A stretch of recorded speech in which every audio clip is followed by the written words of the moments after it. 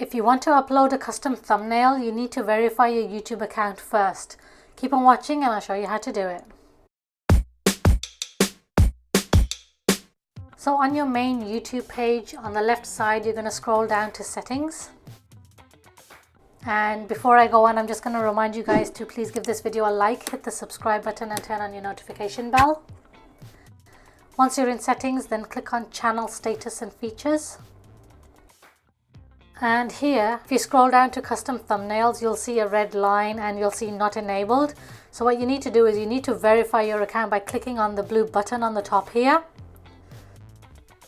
Follow the on-screen instructions to get a code.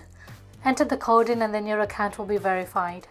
And if you scroll down, you'll also see your thumbnails have been enabled with a green line showing now. Please be sure to check out my other YouTube tutorials, and if there's anything else you would like help with, then please leave me a comment below and I'll try my best to get that out for you.